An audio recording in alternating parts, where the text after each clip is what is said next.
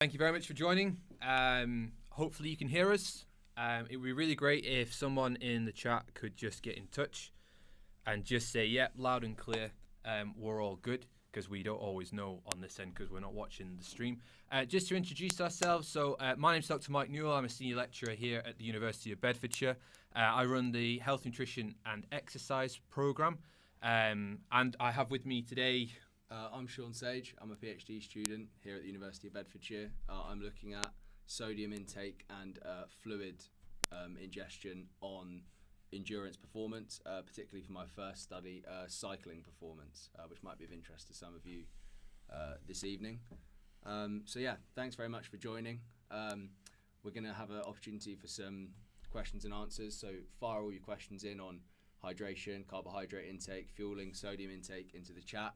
And then at the end there'll be... Are you covering all of that? I'll hand over to Sean. Jeez. And then at the end there'll be an opportunity for us to look at to show you some stuff on a study that we've currently got running here at the University of Bedfordshire. So yeah, and hopefully that might be of interest to some of you guys to get involved with that. But yeah, I'll hand back over to Mike, who's gonna, I assume, talk about this evening and then take the first question. Perfect, guys. We're not that camera friendly. We appreciate you're over here, but all of our stuff to see the questions and things is right in front of us. So if we're looking down, it's because we're trying to just keep an eye on the chat. You can see at the bottom of the screen as well, guys, that any time that you ask a question, we'll pin that so that everyone who joins the discussion after this point can then identify what question it is we're answering at that time. If we're not keeping up with the questions that you guys are asking, or if we've moved topic and it's on, just give us a notice in the chat and then we can update you guys from there. Just to give you a little bit of insight as well, you know, we can share extra content as well. So if there's a question that comes up and we've got a figure or we've got something that we want to share in addition to that, then we'll just pop it on the screen behind us and then we can kind of take it from there. I think it's probably worth explaining what's going on in the background. So we're not actually sat in our heat chamber right at the moment, but this is our environmental chamber, which is just a photograph at the moment. And essentially, Sean is undertaking a pretty large sodium ingestion trial during endurance exercise in the heat at the moment. This is participant 1 behind us. I think he's in hour 1 here of essentially a 4-hour bout. And he's doing a great job. And Sean's going to share a little bit more information about that study and what we're looking for in terms of participants towards the end of the session today. But without further ado, I think we'll head back up to Adam's question. And I think, Adam, you were saying that a few people were struggling to put answers or questions in the chat on YouTube. That's usually because you need a YouTube account and other things when you set that up. So apologies for anybody who's struggling with that. But I believe Adam's going to take any WhatsApp messages, and I suspect if you can get in touch with Adam, he'll post the questions up for you, and we'll go from there. So whilst I do that, let's just bring Adam's question up as I just move through the chat so you guys can see what question we're going to be kicking off with. Excellent. Again, guys, we'll be reviewing the chat the whole way through. If you've got a burning question that you want to answer, then we'll try and answer it and go from there. So the first question we've got that's come up is, what are the main considerations for deciding the amount of carbs per hour for an athlete? So yeah, this kind of falls sort of fairly well into my knowledge range and some of the research that I've done previously on this area. And essentially, we'll try and customize the kind of advice that we'd give to you guys, but ultimately, you have this nice kind of relationship between exercise duration and the intensity that you can sustain throughout that particular bout. And as a result, the longer that you exercise for, the lower your relative exercise intensity will need to be in order for you to sustain the highest intensity that you can sustain for that particular period of time. And what we tend to find with lower exercise intensities is that we can take on slightly more carbohydrates than your higher exercise intensities that are shorter in duration. So that's that. If I was to give you an overarching kind of viewpoint on that, it would kind of be like this relationship between the amount of time that you're exercising for and the anticipated intensity that you are going to be riding at. And what do you think? How would you answer this question? Yeah, so I was going to say intensity is the main factor and duration, whereby higher intensity for a given duration would increase your demand for carbohydrates, but obviously the longer the duration, potentially the higher grams per hour you'd need, because obviously up to maybe sort of 60 to 90 minutes, a lot of your glycogen stores before exercise will be sufficient. But as you go up in duration, the need for carbohydrate would go up. But then obviously, let's say there was a 3-hour bout of any type of endurance exercise. The individual who was sustaining a higher intensity, so be that running speed, power output, whatever, for that bout, would potentially require more carbohydrate simply because of higher reliance on carbohydrate as fuel. The only other consideration I would be is like what you can tolerate personally. So at the level of the stomach, so gastrointestinal issues. So, you know, some people might be able to tolerate 90, maybe even if, you know, in really elite athletes up to sort of 120 grams an hour if they've practiced it and you know, and if they're able to tolerate that. Others might feel quite sick taking, you know, 50, 60 grams, so might have to settle for something like 40 grams. But that's all to do with practicing with different types of carbohydrate, different nutritional products, gels, chews, drinks, and I think different people will respond differently to them. But ultimately, I think in summary, in answer to your question, I would say the duration, whereby longer duration is going to require more carbohydrates. The intensity, whereby higher intensity for a given duration is going to require more carbohydrates, and then individual tolerance. Yeah, nice. We've got a nice figure here, which would sort of touch upon this kind of relationship quite nicely. So what we've got along the bottom down here, and I think we showed this during our previous talk. If I just ditch the pinned comment so you guys can see this properly, if I can find it, there we go. So you can see that we've got this kind of relationship behind the body. So we've got as exercise duration kind of goes on, you can see that intensity has to kind of drop to sustain that exercise bar. And then we have this relationship where we're trying to balance the amount of endogenous carbs that we can store. So we can store glycogen within the muscle and within the liver. And there are primary stores of carbohydrates within the body. So if you have a high carbohydrate containing diet, or if you're supplementing with drinks on the bike or snacks on the bike, then you're either utilizing that fuel or you're trying to offset your endogenous stores. And there's quite a lot of discussion in the literature at the moment as to whether if you have a feeding strategy on the bike or if you're running, whether that offsets muscle glycogen or whether that offsets liver. And you tend to get two camps. I sit in the liver camp because I've got some nice evidence to suggest that liver glucose output is suppressed when we feed higher amounts of carbs during exercise. Others have reported when they've done muscle biopsies, where you take a sample of muscle out, that they see this kind of sparing of muscle glycogen, and it's not fully understood. But you tend to have two camps. But we know that generally speaking, some form of endogenous sparing is occurring. And some of the advice you can see just kind of aligns with some of the stuff that Sean was touching on there around, you know, the duration. Whether you have about 30 grams an hour is probably your entry point for most individuals. Most individuals are going to tolerate that really nicely.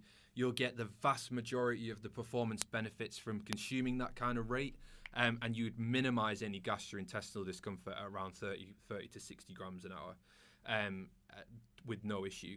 But for exercise durations less than an hour, whatever you're drinking is unlikely to actually get metabolized by the muscle anyway because of the amount of time that it takes to transit the gut.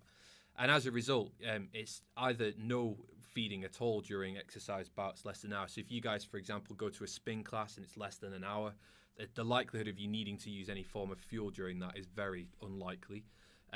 Post-exercise fueling, that's slightly different, but during exercise, you definitely wouldn't necessarily benefit from using that.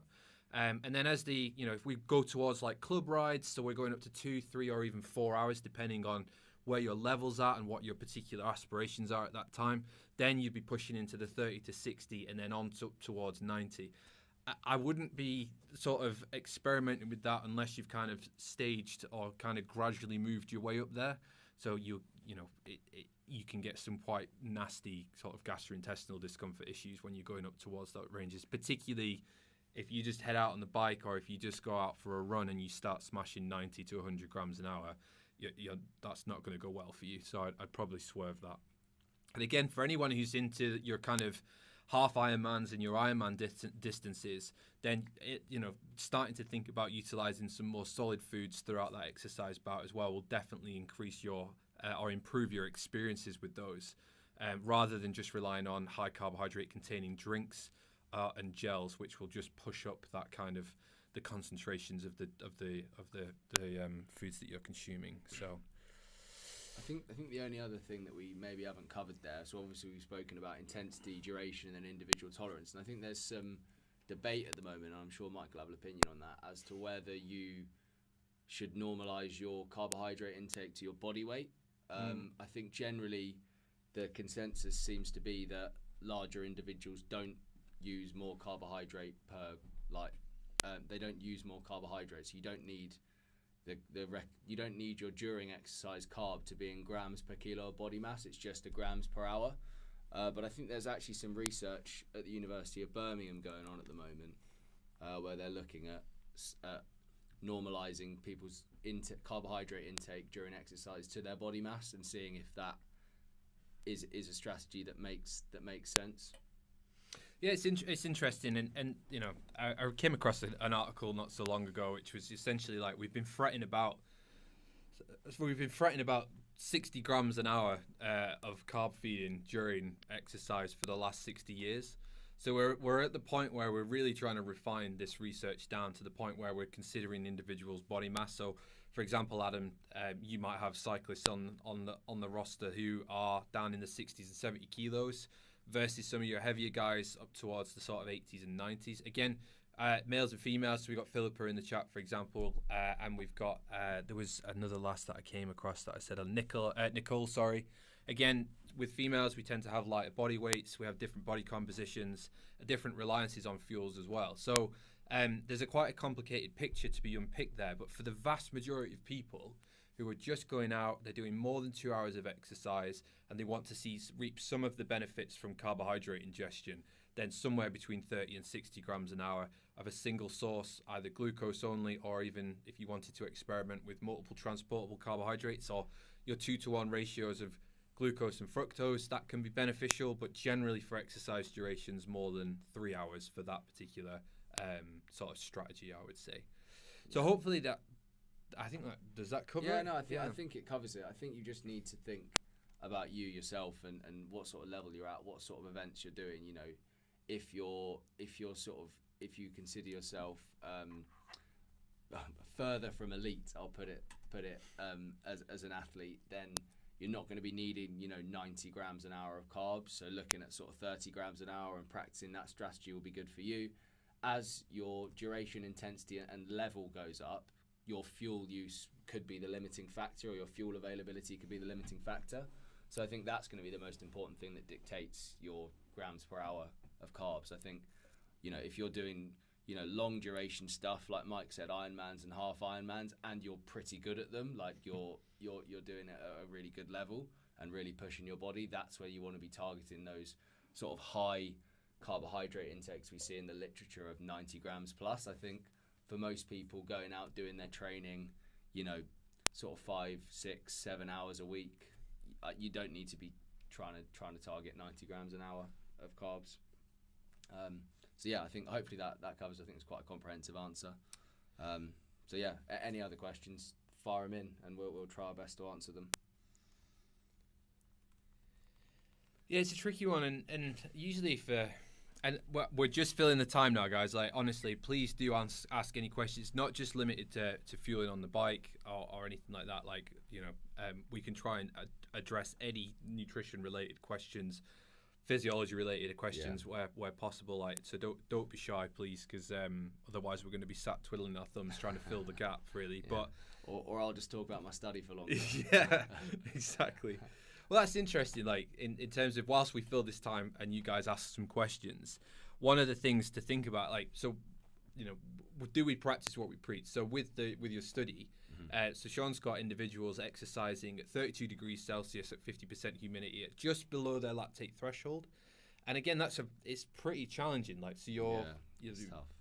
Your first participant that we've had through the trial so far, was experiencing a rate of perceived exertion in the kind of moderate to hard in exercise, like sort of self-rated perception, if you like.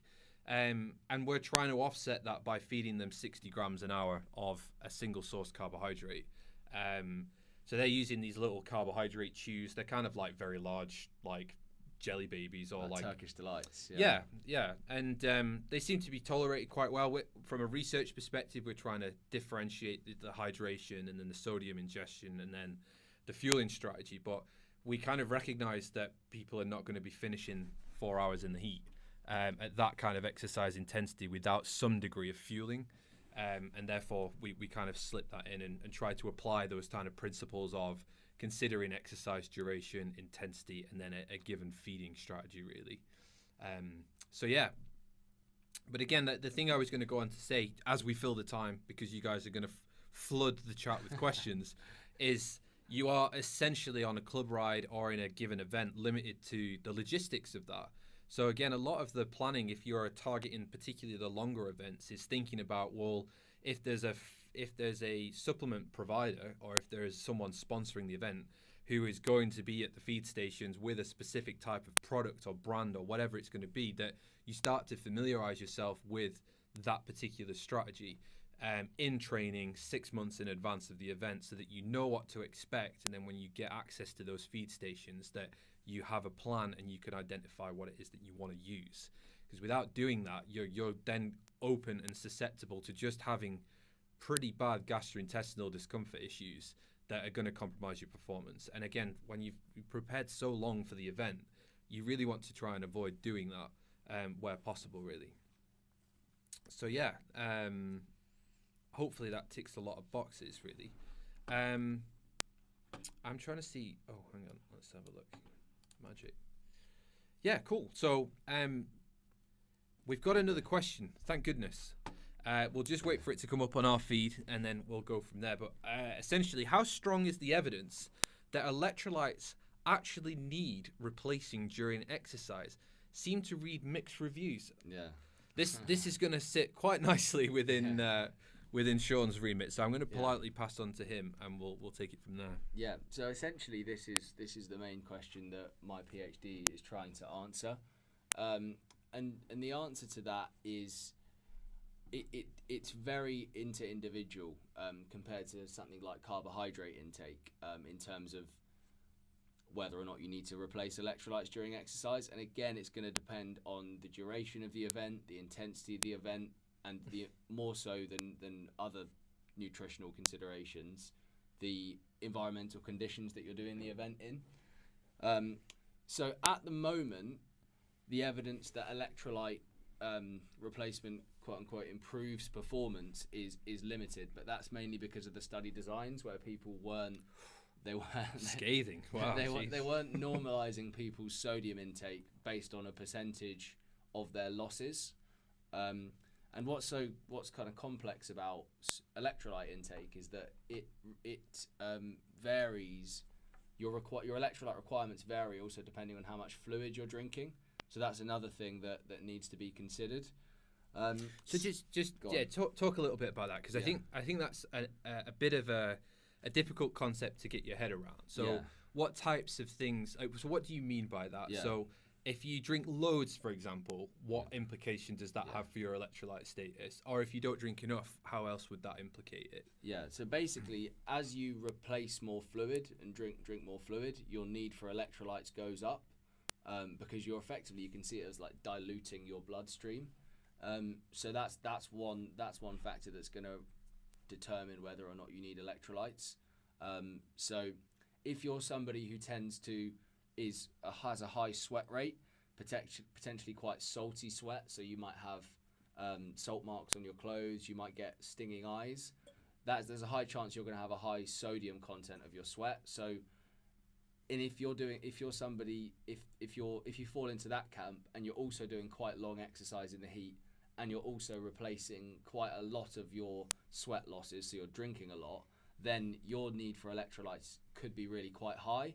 And in terms of the need to replace them, whether or not it will improve performance is another question, but it certainly might stop you becoming quite unwell because you have a very low sodium content in your blood, and obviously being unwell is going to affect your performance because you're going to have to stop. So that's the main factor. It's also in taking some sodium, some electrolytes on, you might reduce the amount of fluid that you lose through urine, so you retain what you take on better. Before we move on to the next question that's been posted, and just to pick up on what you're saying, so what you've described there is almost like this three case scenario where you're losing electrolytes because you've either diluting them because you've taken on more fluid, you're losing them through sweat because you're a salty sweater, and it'd be great to see actually in the chat if anybody has experienced the kind of white salt marks that you might get, particularly on summer rides or longer rides, or where you know that you've been dehydrated, for example. Those are really good examples of that. And then obviously losses through the urine as well, because you've now got a situation where you've taken on and you've diluted, you've got too much fluid available and you're losing sodium. So that's a worst case scenario. What about the other side of that? So when you might not need electrolytes. So actually, if you're doing shorter events, not in the heat, it's somebody who has a low sweat rate, so you're not particularly sweaty, or you're somebody who tends to replace a lower percentage of your sweat losses. So you'll find like you get into the end of runs or rides or whatever, and the drinks that you have brought, you've barely had any of it, and you've maybe lost quite a lot of body mass, so you finished exercise a lot lighter than you started because of those high sweat rates. Your need for electrolytes, unless you have a very, very high sodium content of the sweat, is going to be quite low most likely. So you might see people having really aggressive electrolyte replacement for, I don't know, a 10k run or something like that, and that just wouldn't be required. One, because as you're running at high speeds, it's unlikely that you're going to be replacing much fluid. You're not going to be drinking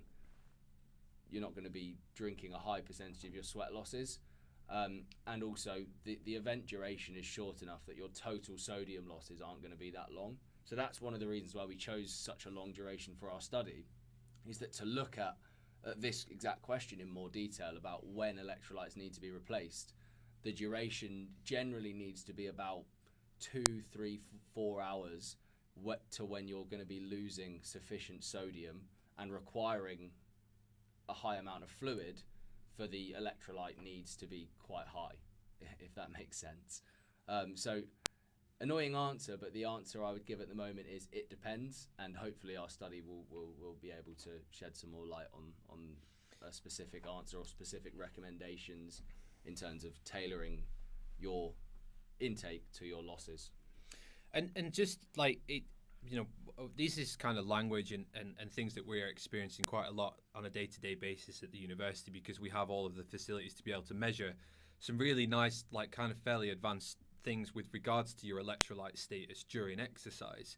But some of the practical things that you could do in order to better inform your own physiology would be the things like Sean mentioned there. So trying to get some fairly accurate measures. So for example, you're going to go and do a Zwift session.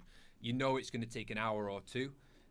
Taking a weight where you've weighed yourself. We do nude body mass within the labs because it just removes any issues of any confounding factors like what type of cycling kit you're using, whether all the sweat's been absorbed in your socks, in your bib tights, whatever it is, or your bib shorts. We try and remove all of those factors. We get people to towel down. And if you wanted accurate results, you would probably want to do the same thing as well. Do your Zwift session, have some form of convective cooling, so have a fan on to make sure you're trying to simulate real-world environments, and then take away yourself again. Now, if you're aware of how long you've been exercising for, what your pre and post body mass was, then you can determine essentially how many kilos you've lost. We tend to essentially attribute 1 kilo to 1 litre of fluid. And therefore you can get a bit of an estimation as to what your sweat rate was in the context of how hard that particular session was. Now, you're going to get different results if you're in a warm garage, or if you don't have a fan on and you're literally dripping away, then it's going to exaggerate your fluid losses a little bit. So you might need to take that into consideration. But even just a desk fan or something to allow air to be moving over you to simulate that kind of convective losses that you would get would be really helpful. Again, you can offset any fluids that you would take during that by just being aware of how much was in the bottle. It can be quite useful. And then with the sodium losses, you do kind of need a little bit of external help with that. So there are commercially available sweat testing that you can do, which would look at your sodium sweat concentration, and it's something that we're aiming to put in place at the university through our Human Performance Centre as well. So if you were particularly interested in finding out a little bit more about your sodium sweat losses, then just give us a shout and we'll see if we can put some testing together for you. Yeah, so I think the sort of things about salt marks on your clothes and stinging eyes and stuff can be a decent indicator as well. Generally, a lot of the people who go for sweat testing are those individuals with very high sweat rates and perceived high salt losses in the sweat as well because of the things I was just mentioning. I think we should move on to the overhydration question. Yeah. It kind of links very much into what we said now, but the answer is definitely yes, it is possible to overhydrate, and that's another thing that the PhD is looking at. But effectively, one of the main causes of that low sodium in the blood that I was talking about that could be quite dangerous during a race would be over drinking. And the way to determine if you've drunk too much fluid is by using your body mass. So if you weigh yourself after an exercise session or an event, nude body mass being the best way because it does account for the sweat you've trapped in your clothes, as we said. But if you don't have access to that, or you can't, it's not, the scales aren't in your bathroom, just do them with whatever clothes you're wearing during exercise. And if you've gained weight afterwards, you've consumed too much fluid during that session or that event. You do not want to be gaining mass, so you don't want to be replacing 100% or 120% or 150% of your sweat losses. The sort of recommendation at the moment, based on all the hydration literature, is to limit your body mass loss in a percentage to 2% or less of your starting body mass. So that's a good way that's a good target to aim for. Maybe for a longer ultra endurance event, talking again about Ironman, realistically might be looking more about 3 or 4% of body mass loss there, because you get a lot of you get some more mass loss due to using the fuel stores we were talking about before. But yeah, you can, and I think ultimately there it comes down to dialing that in and having an idea of how much mass you typically lose at the intensity you're gonna ride at or run at or both, depending on the event. And then from that, if you maybe did an hour at race pace, or 45 minutes at race pace, and you saw how much you lost from that, you could then determine how much fluid to make sure you lost some mass, ideally less than 2% or around 2% of starting mass, but not too much. Yeah, it's great, and like this, so very high performers. So we're talking about, your Pro Tour riders and your elite runners will strategically dehydrate throughout a race, and that's simply to either increase their watts per kilo. So, for example, we know some of the practice in the Pro Tour team on mountain stages, for example, in terms of replacing the carb ingestion, they will use low fiber containing meals. And that's because when you have a high fiber containing meal, that retains a lot of fluid in the gastrointestinal tract. And they identified that you could lose basically a kilo or two just by reducing the fiber content of the diet for those particular days. And therefore you're seeing mass loss, which will simply increase your watts per kilo. And if you're going up a mountain for 3 or 4 hours, as in collectively over a stage, that racks up. And again, if you can strategically lose that body mass, if you're on a mountaintop finish, or if running is another example, because it's such a weight determined sport, whereby, the next question that we've got lined up is around marathon running. Again, like if you're strategically dehydrating, not to dangerous levels, like we're not promoting dangerous dehydration strategies by any stretch of the imagination, but within that 2 to 3% body mass loss, you're still well within the ranges of what is normally kind of expected on day-to-day variability. Some extremes in terms of what people can tolerate and what people are prepared to go to as, free living, consenting adults, if you like, is a slightly different concern. So we've heard, anecdotally, in the sort of 5, 6, and 7% body mass losses is been reported. We don't necessarily promote that. I don't think that's a particularly healthy strategy for people to go for, but it's nevertheless, again, a strategy for reducing body mass and potentially getting the performance improvements that you would get as a result of that.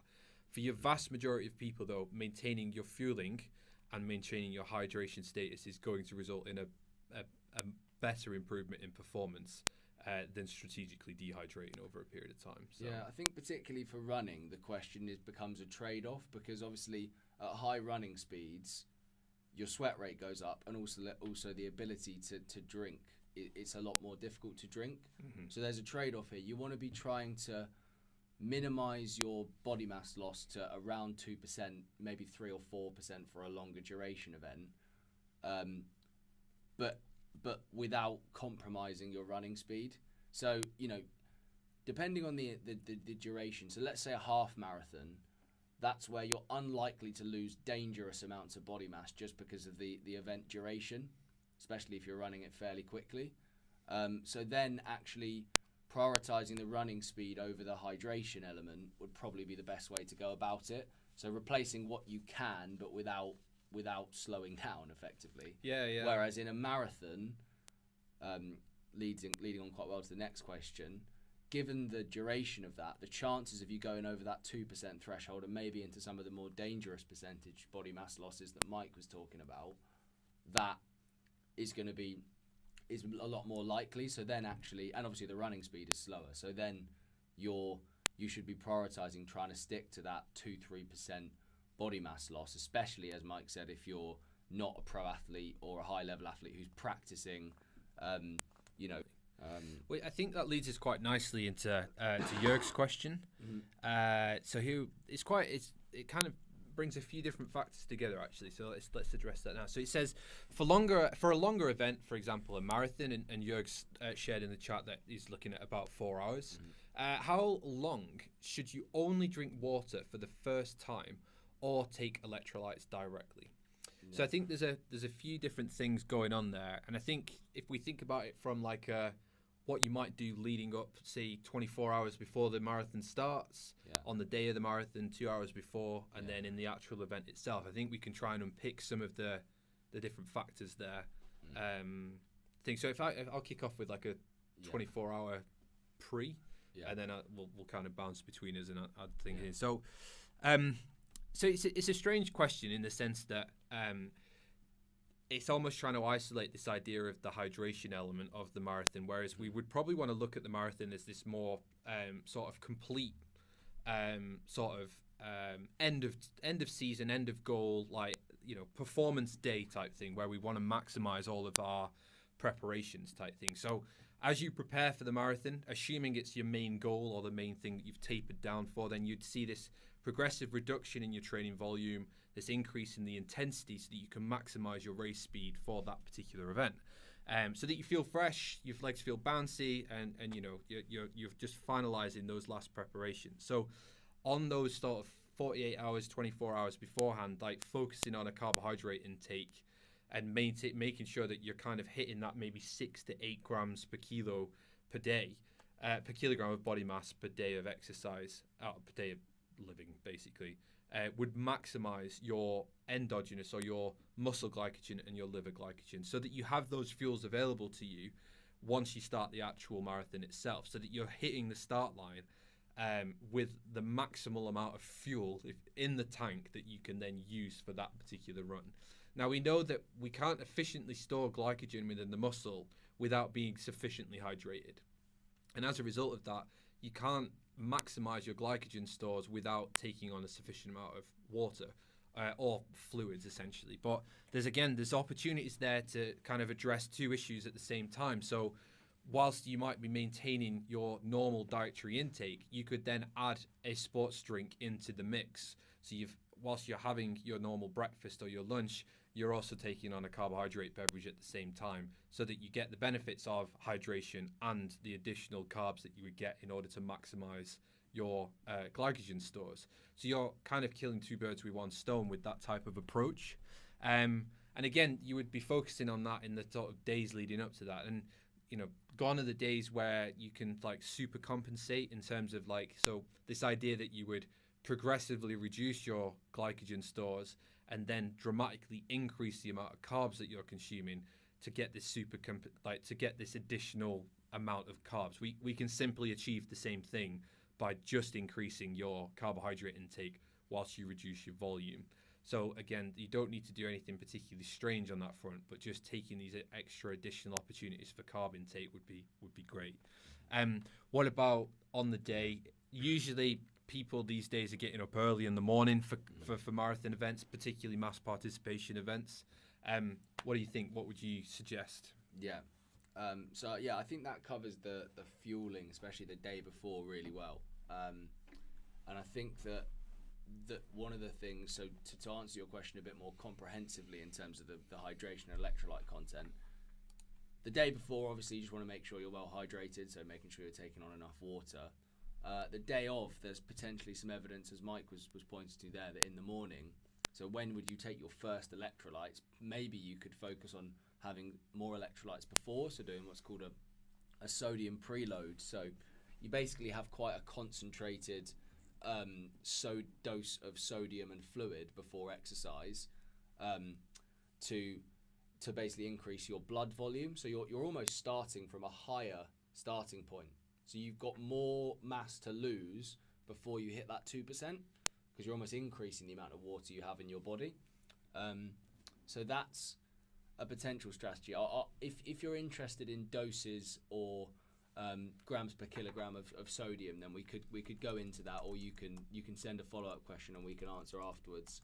I'm conscious that the answer will go on forever if we go into too much detail. But then during the event, you obviously want to be following some of the carbohydrate recommendations we spoke about earlier. And the answer to your question specifically would be, it depends. So again, an annoying answer, but the chances are for most people that unless you had, as I said, a very, very high sweat sodium content, or you were replacing a high amount of your fluid losses, you probably wouldn't, quote unquote, need any electrolytes at all to maintain your blood levels or your performance. So the answer would probably be, unless you felt that it was compromising your health because of the factors we said, high drinking or high sweat losses, high sodium sweat losses, you could probably just have sodium to taste during the event. So if you preferred the taste of a slightly saltier sports drink, then you could have that during the event. But the chances are that during a marathon, your need for them is probably not the word.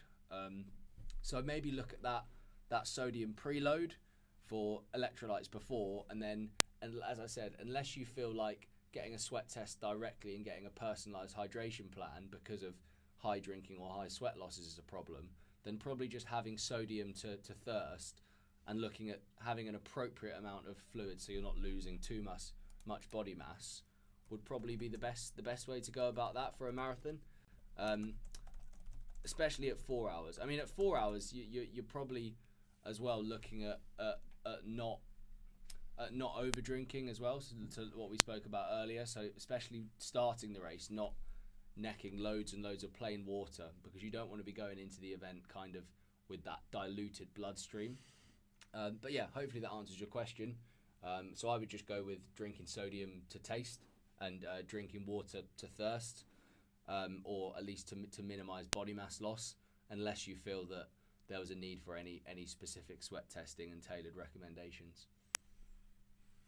Yeah, I think if I was dealing with somebody and they were thinking of preparing for a marathon just by drinking water in terms of their hydration state, I would just see that as a missed opportunity. Again, context is everything. If they're just a fun runner and the primary outcome is trying to lose weight, then yeah, obviously we'd probably stay away from the sugar-sweetened beverages. If performance is the key element, or if maximising performance is where we're going with this, then yeah, we would take a slightly different approach and see that as being as an opportunity rather than it's an opportunity definitely for carbohydrate, and then the likelihood is it's going to taste better with a bit of sodium, and it's unlikely to harm. If the dose isn't massive, some sodium is probably going to be beneficial, just in terms of, as I said earlier, reducing your urine output, and that's definitely not something you want to be doing when you're running a marathon. And the queues outside toilets at major events, particularly as the start line is becoming closer and closer, is a factor to consider. Yeah. And therefore, some of those pre-ingestion strategies, like all of the sodium balance stuff included, but just the practicalities of not needing to join the queue and getting in your starting bin and all the rest of it is probably a good shout. So we've got another question, which is great. So a question from David, and we'll post it up. So, is there any need for proteins, fats during long events, Ironmans, 12-hour plus, or just carbs? Great question. We focus on carbs, particularly because it's probably the macronutrient that's going to afford you the biggest ergogenic effect during exercise durations that most people are going to be undertaking. So your Ironmans and your 12-hour ultra endurance type of events are once a year, twice a year, if you're particularly keen. But not your everyday. And therefore, this idea that we're kind of omitting the other two macronutrients from our kind of advice and guidance is simply because of the practicalities of that. But so the question, though, is do we need them? And essentially, the answer is no, but also in some ways, they're almost unavoidable the second that you start eating whole foods. Because whilst we can isolate individual macronutrients by taking sports supplements for like whey protein or maltodextrin or whatever it might be, typically the longer you're exercising for, the greater reliance you are going to have on whole foods as being a fuel source. Just from the practicalities of taste, palatability, gastrointestinal comfort, and then opportunities for them to taste good. So the second that you start putting sort of some saturated fats into stuff, typically speaking, things start to taste a lot better as well. So, but the question is, do you need them? Now, without going on to a big kind of sub-question about, well, how did you prepare for the event? And that kind of is half the answer there with regards to fat availability. So we talk about carb feeding because most individuals would be preparing based on a high carbohydrate-based sort of diet, supporting high-intensity interval training, and therefore ensuring that individuals are suitably fueled for undertaking the training bouts they want to do to induce the adaptations that they're seeking out. The other flip side of that is that once you get into these ultra endurance kind of events is that your intensity drops, and therefore your ability to maximally oxidize fats at any given exercise intensity is almost maximized. And therefore it's led to some individuals taking a high fat diet or a low carb sort of fueling approach, whereby they really, really maximize the exercise intensity that they can sustain whilst utilizing fats as a fuel source. And we call this fat max. So the maximal running speed or the maximal power output that you can sustain whilst utilizing fats as a primary fuel source. Now, I say primary because it's not an exclusive fuel source. The idea that you have this kind of binary switch where you're kind of either using carbs or using fats is quite misleading. The only time where that's not necessarily the case is when you're exercising at very high exercise intensities and you're almost exclusively metabolizing carbohydrates. But there's never really a time where you're exclusively metabolizing fats. Like that doesn't really ever happen. And as a result, if you're not supplementing with carbohydrates throughout the event, you're essentially operating on a clock because you're going to be inducing a deficit in carbs at some point, and therefore you're going to compromise your ability to utilize fats and carbs simultaneously throughout that event. Now, you can maximize your availability of fats, but typically when people are utilizing fats during exercise, they're utilizing fats from their adipose tissue. It's not from the gastrointestinal tract specifically. And therefore, we don't tend to run out of fats. But what we do run out of is the fuels that we need in order to liberate those fats in the first place. And that's the issue there. That if you compromise your ability to actually get access to those fats, then you're going to compromise your ability to metabolize them and use them as a fuel.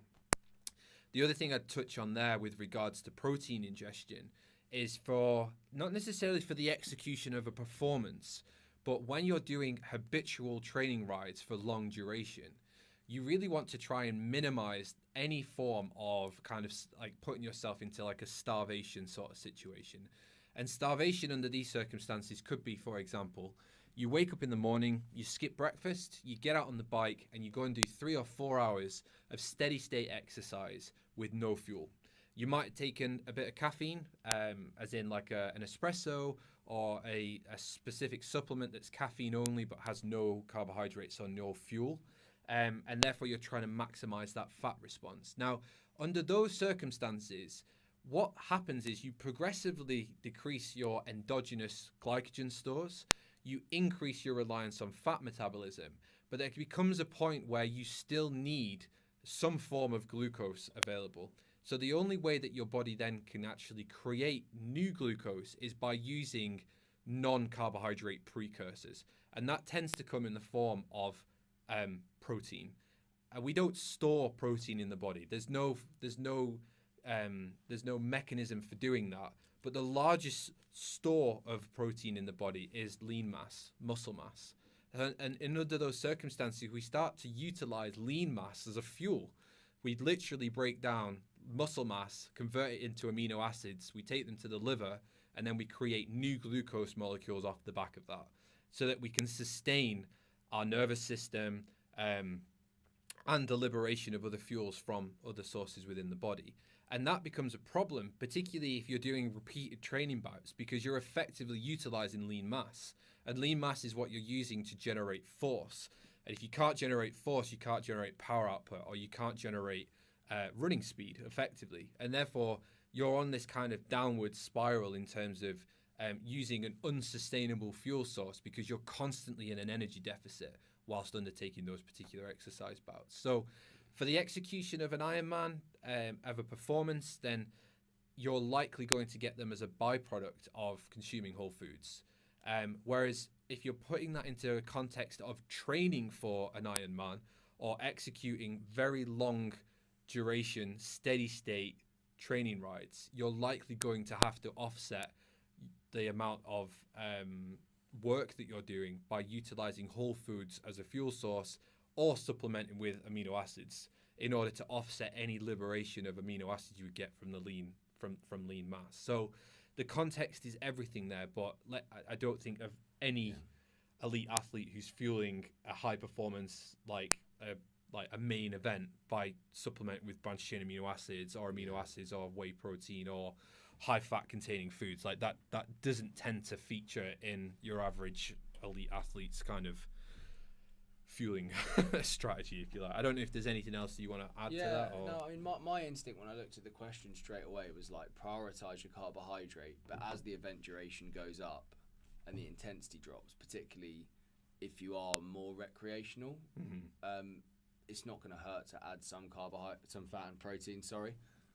As Mike said, that the need to put protein in is only if you've run out of fuel completely. So by maximizing your carbs and maybe taking on some fat as well, your need for protein during the event isn't going to hurt. The only thing that came to my mind was, like Mike said, this kind of idea of almost eating your own muscle after exercising for a long time, and then maybe a little bit of protein might help, or just making sure you are adequately fueled. But really, I think most people I've spoken to who've done ultra endurance events have wanted some sort of solid food.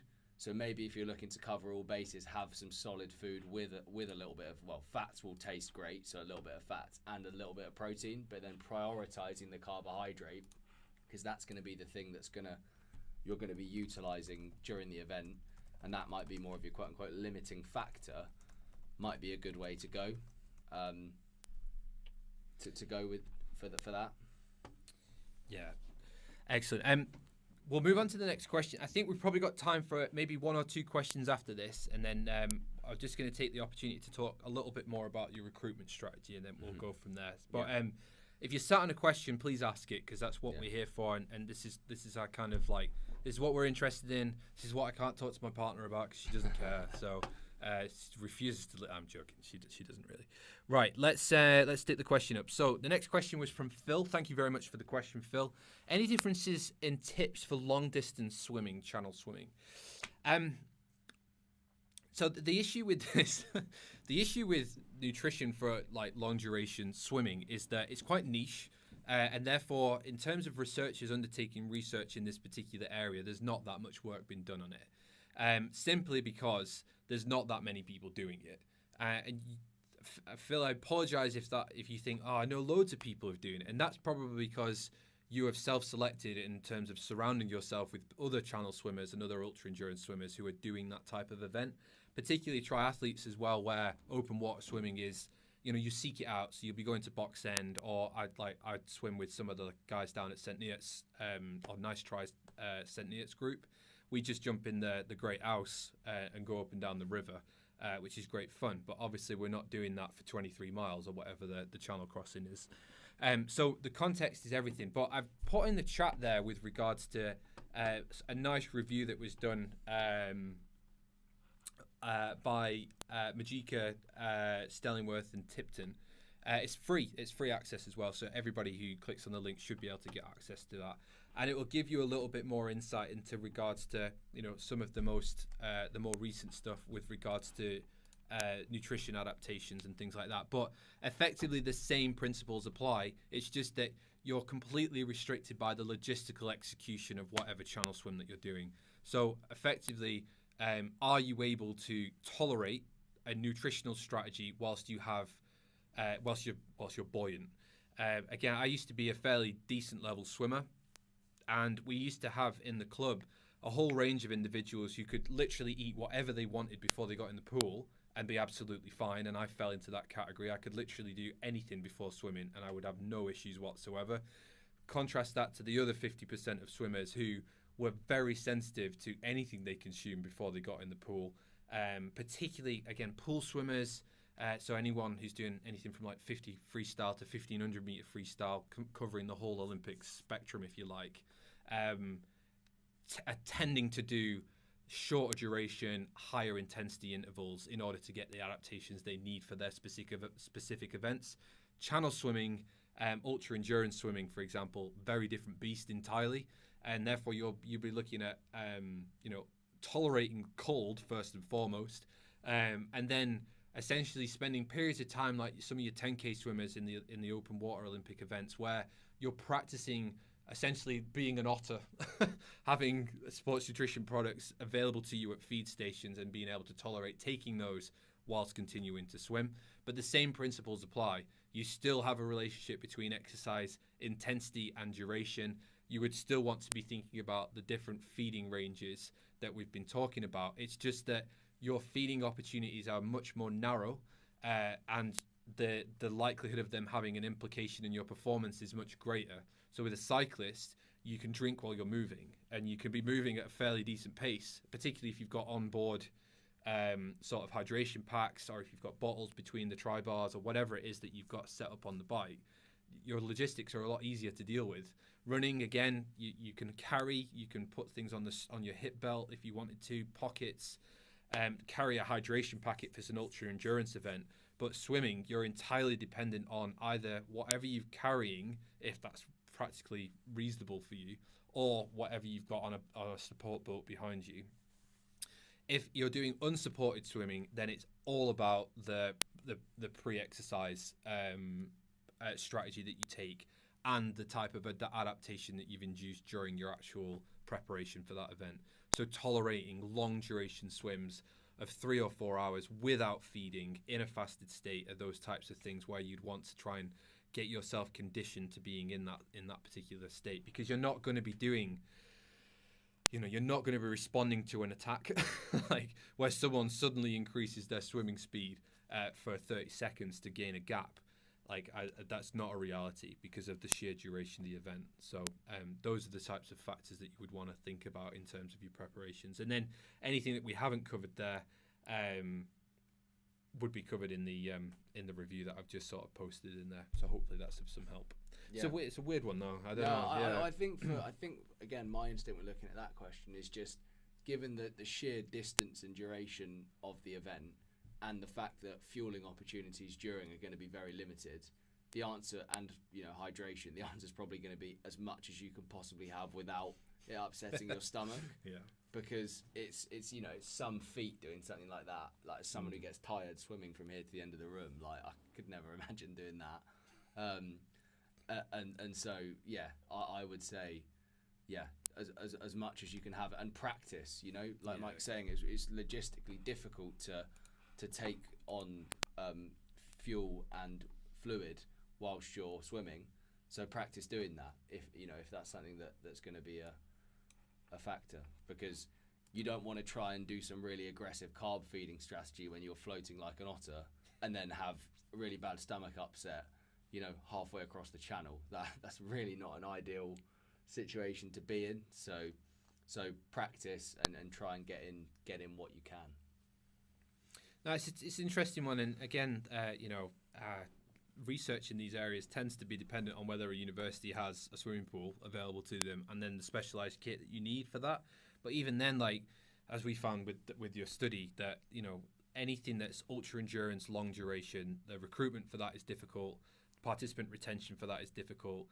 Just the scale and the logistics of running those types of trials is very difficult, and therefore it limits the amount of research that's done in those areas, and then limits it to personal experience or, nutritional recalls, or asking people on the finish line, what did you do? How did you feel?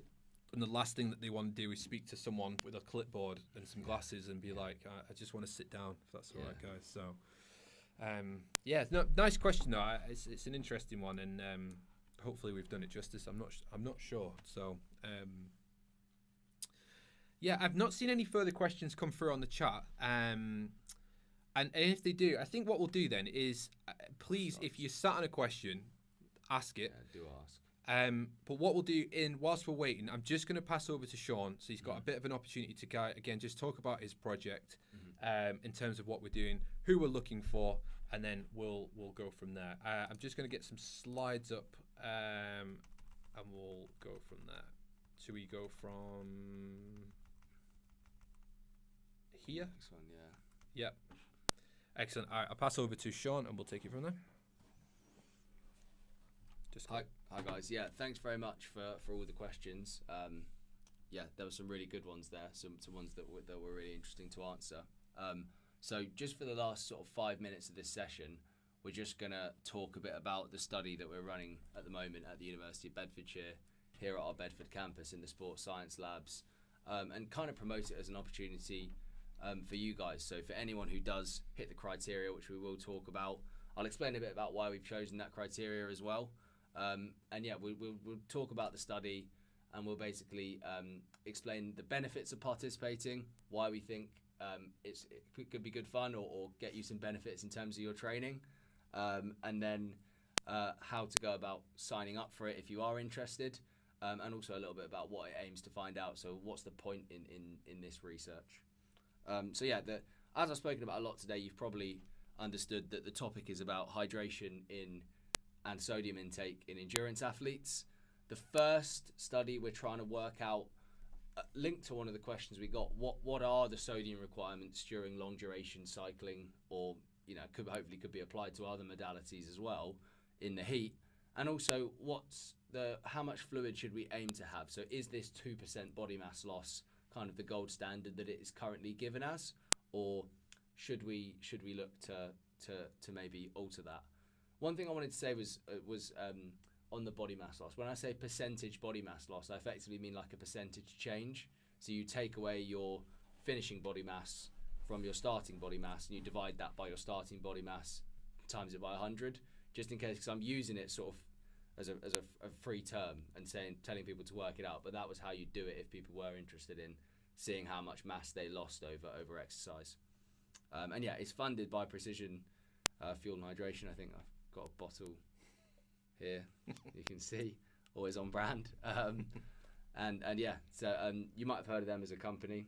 They produce some carbohydrate gels and electrolyte tablets and capsules, and they actually started sponsoring a couple of cycling teams and things like that recently, so you might have seen their products about. We'll move on to the next slide. So just a little bit of a chance to talk about what the study actually involves. So it involves 4 visits to the Bedford campus here, to our sports science labs. The first visit would be a VO2 max and lactate threshold test. So they might be some stats that you would be interested in obtaining in order to inform your training. Obviously, your lactate threshold maybe being particularly beneficial to determine exactly how hard should I ride for in order for it to be a low intensity bout, to make sure that you're not your physiology isn't drifting. So if I'm going for a quote unquote easy ride, by knowing your lactate threshold, you can make sure that the adaptation you're going for from that easy ride is actually occurring, so that you're actually cycling at the correct intensity. Then there's like a sweat characterization visit or preliminary visit, where we're basically working out what I was saying earlier. So what's your sweat rate and what is your sweat sodium concentration? So how salty is your sweat? And that's going to help to inform the hydration strategy that we use in the experimental visits. So that involves 3 hours. The experimental visits involve 3 hours of cycling at just below your lactate threshold, followed by a 30-minute performance task, which is probably you'd be aiming to hold just above your lactate threshold. But if you were struggling, which you may well be after 3 hours in the heat, you might not be able to hold that. But we'd obviously explain exactly how that worked if you were to sign up for the trials. And yeah, the environmental conditions would be 32 degrees and 50% humidity. And during those two trials, we would actually prescribe a certain amount of sodium. So we would give you enough sodium to maintain approximately, according to this model, maintain your blood sodium content, and see if what was happening in the blood was reflecting what we thought was happening on a theoretical level. Should we do the video? Yeah. So here we've got a little bit of a sample video of one of our participants in the lab. So for some reason it's playing slow, but it makes it look dramatic, so we'll kind of go with it. But do you want to talk about some of the kit in the room and what's going on? Yeah, so this is a good opportunity to talk about some of the things that we were talking about in terms of sweat sampling and metabolic measures and things like that. So you'll see on the left, that's our metabolic cart that does breath-by-breath gas analysis. So that's the same thing that you'd be using for the VO2 max test, but effectively it gives us the amount of oxygen we're using and the amount of carbon dioxide that we are exhaling. And that can be used to estimate things like substrate usage that we were talking about earlier, so how much fat you're using and carbohydrate you're using as fuel. And I'm also using them for things like respiratory water losses and metabolic water production, which basically are just things that can affect your hydration status. You'll also see the fan. So we've got a wind speed of 1.4 to 1.6 meters per second to try and simulate what it would be outside when cycling at this sort of intensity. You'll see we have the load bike, which is quite a cool piece of kit in that basically when you adjust your cadence, the bike adjusts the resistance so that you're always putting out a certain power output. And I think that's equivalent to sort of having your turbo in erg mode, I believe. Yeah, so it's similar to that if anyone has a turbo that's capable of that. And then we can actually switch the mode of the load bike during the time trial so that actually your cadence is what dictates your power output, like you were at when you were out on the road. Do you want to talk about his sweat patches? Yeah, and on the right-hand side, you can see there's sort of like a table with some tissues and beakers, and they look a bit like plasters. But inside those packets, we've got sweat patches. So you can actually see one on his right quad now. You can see there's a sweat patch on his right quad. These are basically like absorbent pads that absorb all the sweat that's produced in that area. We roll them up, spin them down, and we get the sweat, and that's what we analyze for the sweat sodium content. So that's how we're determining the electrolyte losses in sweat. So I think that's quite a comprehensive view of everything that's going on there. You'll see some bottles outside the chamber as well, and that's what I was saying in terms of the hydration strategy that we are dictating. So that will be a pre-weighed amount of water, and there's also capsules with a pre-measured out amount of sodium that we would be providing to the participant in order to have a look at these different hydration statuses during the event. So we might talk a little bit now about the benefits of participating. So you might be thinking, this all sounds great, but why would I want to get involved in something like this? What's in it for me? And there's actually quite a few benefits potentially to getting involved in this study. So I think one of the main ones is you're getting a lot of measurements effectively for free that if you were to book them through, say, our Human Performance Centre or the Human Performance Centre at another university, would cost you a quite substantial amount of money. And these are things that could be used to inform your training and also your nutrition and hydration. So you'd be getting your VO2 max, which is the maximum amount of oxygen your muscles can use. So that's kind of basically like a measure of fitness. So, you know, you might see Tour de France cyclists with VO2 maxes of 70, 80 plus even. Whereas you might see, you know, recreationally active or sedentary people all the way down at maybe a VO2 max of 30 or 25. So there's a big range, and it could help to see where on that continuum you might be. As I said earlier, your lactate threshold could help you to set your intensities for your easy rides versus your harder rides. And you could even, we also do the second lactate threshold as well, called lactate turn point. So you could even be maybe fine-tuning the intensity of some of your intervals, which would really help to sort of pin down some of your training. Also, as I said, your sweat rate and sweat sodium concentration, which would be obtained from doing the trial. We would give you that data, and that would basically enable you to, like I said, personalize your hydration plan to make sure that you were taking some of the guesswork out of all this, because, you know, a lot of it, like we said, if you don't know these things, it's all just guesswork. And it, like we said, especially with some of the long duration events in the heat, if you are just guessing, you could put yourself in quite a nasty situation with extreme dehydration or extreme sodium losses. So that's one of the main benefits I see. You also get a £50 sports nutrition voucher for precision fuel and hydration, which you could spend on carbohydrate gels or carbohydrate chews or electrolyte drinks or electrolyte tablets. Or a hat. Or a hat. I mean, they've got quite a lot of kit these days. They do. But yeah, it's you get some heat exposure. You get to contribute to a study, which is always a unique experience. I've done quite a few myself. Mm-hmm. I had an MRI scan done in London. I got like a 30-second recording of my heart pumping, which was quite cool. Again, completely free, and it's sort of see it as a bit of an experience, really. Yeah, it's unique, especially an opportunity to be in the environmental chamber, in the heat chamber at 32 degrees. If you do have any events in the summer that, you know, that's likely to be hot, especially if you're going abroad, having that exposure to cycling in, you know, within those high temperatures with high sweat rates, potentially in a dehydrated state, is advantageous. There is some research that shows that repeated exposure to dehydration or a given level of dehydration actually minimizes the performance degradation that you get at that dehydration level. So, yeah, the last thing we'll kind of talk about before we show you last couple of pictures, and then we say our goodbyes, is what the inclusion criteria for this study is. So, unfortunately, it's males only, and that's just because there's some emerging research on differences in sweat sodium concentration over the menstrual cycle, and that is almost a PhD in itself. So until we've done some of this early research in males, the question will then move on to sex differences or doing the same work in females to try and tease out some of these differences over the menstrual cycle. So it's just a question it's kind of the next question after this. So you must have been doing 6+ hours of training per week for the last 3 years. So a lot of that you would want it to be cycling training. So either you are a cyclist or a triathlete or a duathlete.